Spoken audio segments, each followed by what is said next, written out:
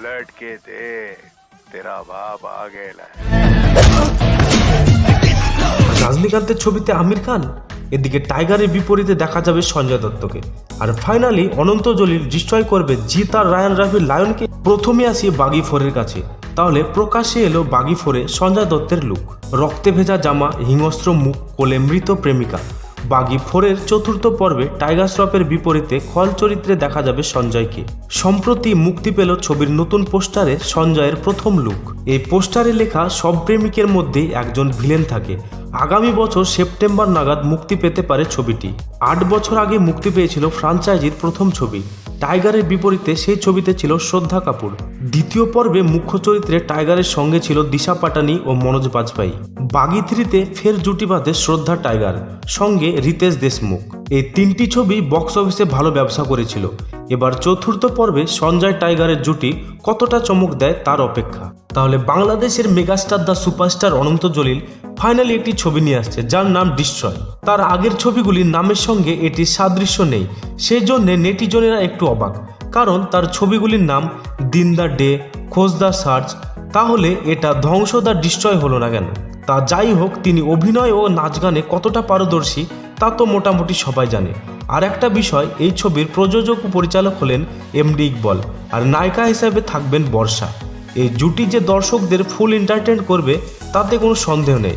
আমি কেমন এন্টারটেইনের কথা বলছি এই ভিডিও ক্লিপ দেখলেই বুঝতে পারবেন।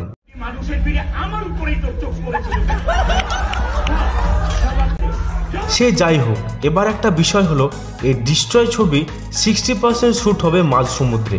এটা শুনে সবার পরিচিত মনে হতে পারে, কারণ সুপারস্টার জিৎ ও রায়ান রাফির যে আপকামিং প্রজেক্ট আসছে লায়ন, সেই ছবি কিন্তু মাঝ সমুদ্রে একটি জাহাজকে কেন্দ্র করেই হবে।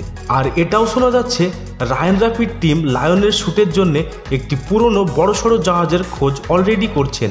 এখানে একটা বিষয় হলো, যদি একই প্যাটার্নের দুটি ছবি হয়, ডিস্ট্রয় হয়তো বাজেটের দিকে এগিয়ে থাকতে পারে।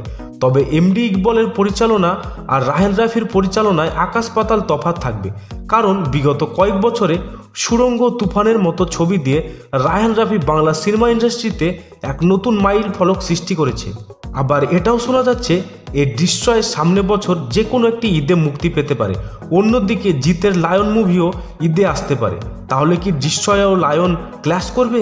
আপনারা কোন মুভি দেখার অপেক্ষায় আছেন, ডিস্ট্রয় না লায়ন? অবশ্যই জানাবেন। এবার ফাইনালি তামিল ছবি দিয়ে দক্ষিণ ইন্ডাস্ট্রিতে পা রাখতে চলেছেন আমির খান। রজনীকান্তের কুলি ছবিতে কেমিও করবেন আমির। লোকেশ কানাগরাজের সঙ্গে এটি রজনীকান্তের প্রথম কাজ, আর সেই ছবিতে রজনীকান্ত এবং আমিরকে একসঙ্গে দেখা যাবে। এই অ্যাকশন ছবিতে আমিরের চরিত্র কেমিও হলেও বেশ শক্তিশালী হবে বলে শোনা যাচ্ছে। সেই অ্যাকশন সিকোয়েন্সে শ্যুট হবে জয়পুরে। তার জন্য ইতিমধ্যে ছবির কলাকৌশলীরা পৌঁছে গেছে পিঙ্ক সিটিতে। সেখানে 10 দিনের শিডিউলসে রজনীকান্ত ও আমিরের অংশে শ্যুট হওয়ার কথা রয়েছে। তবে কুলিতে শুধু আমির নয়, অন্যান্য চরিত্রে দেখা যাবে নাগার্জুনা, সত্যরাজ ও শ্রুতি হাসানকে।